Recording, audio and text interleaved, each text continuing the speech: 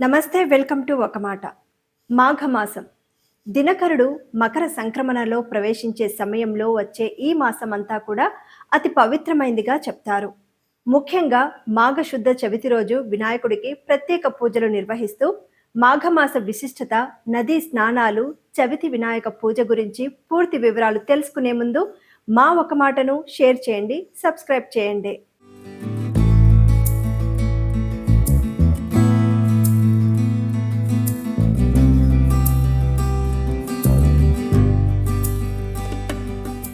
మాఘమాసంలో సూర్యుడు మకర రాశిలో సంచరిస్తున్నప్పుడు నదులన్నీ గంగా నదితో సమానమైన పవిత్రతను పొందుతాయని పురాణాలు చెబుతున్నాయి.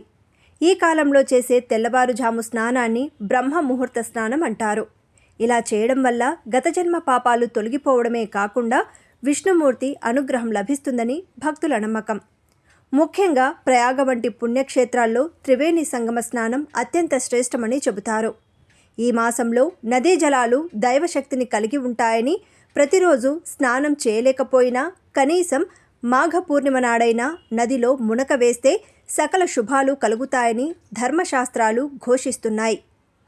నదీ స్నానం వెనుక లోతైన ఆరోగ్య ప్రయోజనాలు దాగి ఉన్నాయి. చలికాలంలో నదీ జలాలు ఖనిజ లవణాలతో నిండి ఉండి శరీరానికి కొత్త ఉత్తేజాన్ని ఇస్తాయి. తెల్లవారుజామున చల్లని నీటిలో స్నానం చేయడం వల్ల రక్త ప్రసరణ మెరుగుపడుతుంది మరియు శరీరంలో రోగ నిరోధక శక్తి పెరుగుతుంది.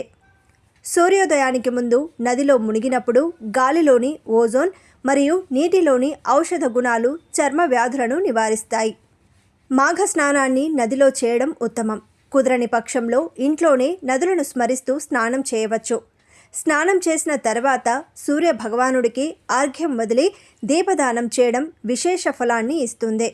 పవిత్రమైన ఆలోచనలతో భక్తి శ్రద్ధలతో ఆచరించే ఈ స్నానం కేవలం శరీరాన్ని శుభ్రం చేయడమే కాకుండా ఆత్మను కూడా పవిత్రం చేస్తుంది. ఇక మాఘమాసం విష్ణుమూర్తికి, సూర్యనారాయణమూర్తికి ఎంతో ప్రీతిపాత్రమైన మాసం. మాఘమాసంలో శుక్లపక్షంలో చవితిని లేదా చతుర్థిని మాఘ వినాయక చతుర్థి అంటారు. తిల చతుర్థి, కుంద చతుర్థి పేర్లతో కూడా పిలుస్తారు. ఇది చాలా శక్తివంతమైన రోజు అని పండితులు చెబుతున్నారు. జనవరి 22 గురువారం మాఘ శుక్ల చతుర్థి తిథి వచ్చిందే. ఈ మాఘ శుక్ల చతుర్థిని తిల చతుర్థి అని పిలుస్తారు. ఆ రోజు తిలలు అంటే నువ్వులు దానం చేస్తే 1,000,000 సార్లు తిలలు దానం చేసిన ఫలితం కలుగుతుంది. మాఘ శుక్ల చవితి తిథిని కుంద చవితి లేదా కుంద చతుర్థి అనే పేర్లతో పిలుస్తారు. కుంద పుష్పములు అంటే మల్లె పువ్వులు. మల్లెపూలతో ఈశ్వరుడిని పూజించేటువంటి చవితి కనుక దీన్ని కుంద చతుర్థి అంటారు. ఆ రోజు పగలు ఉపవాసముండి సాయంత్రం ఈశ్వరుడి శివలింగ స్వరూపానికి కానీ ఈశ్వరుడి ఫోటోకి కానీ మల్లెపూలతో పూజ చేయండి. శివుడికి చిమ్మిలి నైవేద్యం పెట్టండి. దానివల్ల జీవితంలో దంపతుల మధ్య గొడవలు ఉండవని, మంచి జీవిత భాగస్వామి లభిస్తుందని పండితులు తెలిపారు. మాఘ శుక్ల చవితి తిథికి మరో గొప్ప ప్రత్యేకత కూడా ఉంది.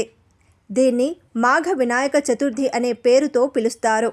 మాఘమాసంలో శుక్లపక్షంలో వచ్చే చవితి లేదా చతుర్థిని మాఘ వినాయక చతుర్థి అంటారు. సహజంగా వినాయకుడు భాద్రపద మాసంలో శుక్లపక్షంలో వచ్చే చవితి రోజున పుట్టాడని ఆ రోజు మనమంతా వినాయక చవితి చేసుకుంటాం.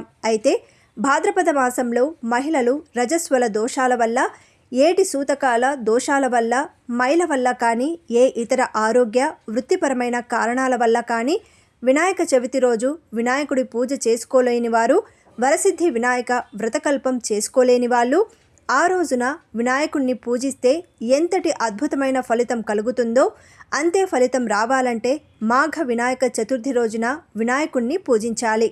అందుకే మాఘమాసంలో శుక్లపక్షంలో వచ్చే చవితి లేదా చతుర్థిని మాఘ వినాయక చతుర్థి అనే పేరుతో పిలుస్తారు. ఇది కూడా వినాయక చవితే.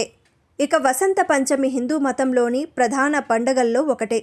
దీన్ని మాఘమాసంలోని 5వ రోజున జరుపుకుంటారు. జ్ఞానదేవత సరస్వతీదేవి ఈ రోజున ఉద్భవించిందని నమ్ముతారు. ఈ శుభ సందర్భంగా సరస్వతీదేవిని ఇల్లు, దేవాలయాలు, అన్ని విద్యా సంస్థల్లో గొప్పగా పూజిస్తారు. ఈ పండుగ విద్యార్థులకు చాలా ముఖ్యమైనది. అయితే 2026లో వసంత పంచమి తేదీ గురించి గందరగోళం ఉంది. కాబట్టి దాని తేదీ, పూజా విధానం గురించి వివరంగా తెలుసుకుందాం. పంచాంగం ప్రకారం మాఘమాసంలోని శుక్లపక్ష పంచమి తిథి జనవరి 23న మధ్యాహ్నం 2:28 ప్రారంభమవుతుంది. ఇది జనవరి 24న మధ్యాహ్నం 1:46 ముగుస్తుంది. ఉదయ తిథి ప్రకారం ఈ సంవత్సరం వసంత పంచమి పండుగ 2026 జనవరి 23న జరుపుకుంటారు. సరస్వతి పూజా సమయం శుభయోగం. పంచాంగం ప్రకారం సరస్వతి పూజకు ఉత్తమ సమయం ఉదయం 7:13 నుంచి మధ్యాహ్నం 12:33 వరకు ఉంటుంది. ఈ సమయంలో పూజ చేయడం వల్ల కెరియర్, పరీక్షల్లో మంచి ఫలితాలు లభిస్తాయి. ఈ రోజున పూర్వ భాద్రపద నక్షత్రం కూడా ఉంటుంది. ఇది మధ్యాహ్నం 2:32 వరకు ఉంటుంది. దీని తరువాత ఉత్తర భాద్రపద నక్షత్ర యోగం ఏర్పడుతుంది. వసంత పంచమి నాడు ఫరిడ్ శివయోగ ప్రభావం అలాగే ఉంటుంది.